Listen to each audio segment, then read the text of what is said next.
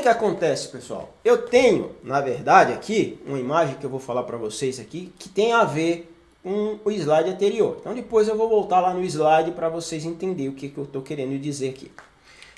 Então, vamos continuar.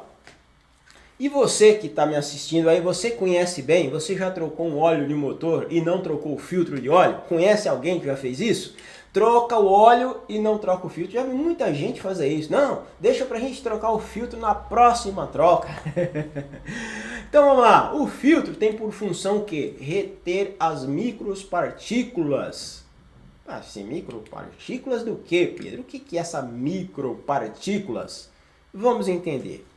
Pessoal, por mais que o motor trabalhe corretamente, por mais que o óleo esteja perfeitamente, eu tenho desgaste das peças móveis. Eu tenho desgaste de bronzina, eu tenho desgaste de biela, eu tenho desgaste de anéis, eu tenho desgaste de cilindro, eu tenho desgaste de pistão.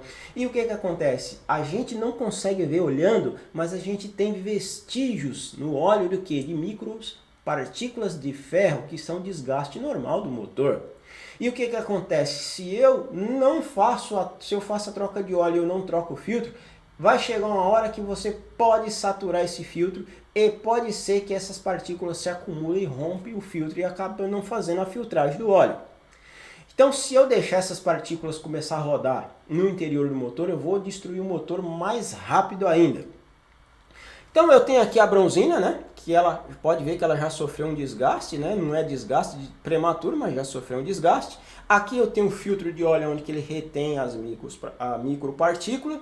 E aqui eu tenho um motor em corte e a gente tem aqui, né? O óleo ele sai, passa pelo pescador, passa pela bomba, passa no filtro e faz a distribuição no motor nas galerias do óleo. Então a gente falou lá atrás que a viscosidade do óleo lá, na verdade é a resistência, né? Que eu falei, a resistência do óleo, né? Que é a viscosidade, é a viscosidade é a resistência que o óleo enfrenta para percorrer essas galerias aqui, tá? Até chegar no comando e por aí vai.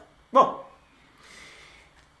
e o que eu tenho aqui? Aqui eu tenho um motor em corte, que é justamente o que a gente viu lá, e eu vou voltar um pouquinho naquele cara para a gente dar uma olhada. Então eu tenho aqui o meu motor funcionando. Vou dar uma parada agora, porque agora chegou o momento da gente entender como isso daqui funciona. Então vamos lá, senhores. O meu pistão, ele sobe e desce, correto?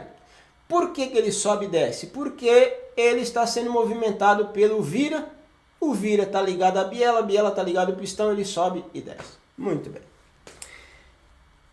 No decorrer dos anos, olha só, foi tentando se desenvolver motores mais econômicos, com menos ruído, e motores mais rápidos, motores com maior potência. É tanto que a gente vê um motorzinho 3 cilindros aí que são bons motores. Olha para vocês verem aonde a gente vai chegar. Então o que acontece? Quanto maior for a minha taxa de compressão, eu posso aproveitar melhor a injeção e tornar esse motor bem mais potente. Se eu aumento a temperatura, se eu aumento a taxa de compressão, eu vou aumentar a temperatura da câmara. Se eu aumento a temperatura da câmara, eu consigo queimar hidrocarbonetos e por aí vai, eu consigo melhorar alguns poluentes que o motor pode soltar pelo escapamento. Só que aí eu tenho um problema sério, que é o quê? Olha só. Quando o pistão vai comprimir o ar, ele está subindo, certo? Sobe, vai comprimir o ar. Quanto maior a minha compressão, mais força esse pistão vai fazer para poder vencer o ar que está acumulado aqui na cabeça do pistão, correto? Quanto maior for a minha detonação na cabeça do pistão, maior vai ser a força que vai ser colocada na cabeça do pistão, que vai empurrar a biela, que vai dar a volta no vira. Essa força vai ser refletida onde? Na bronzina em cima do vira.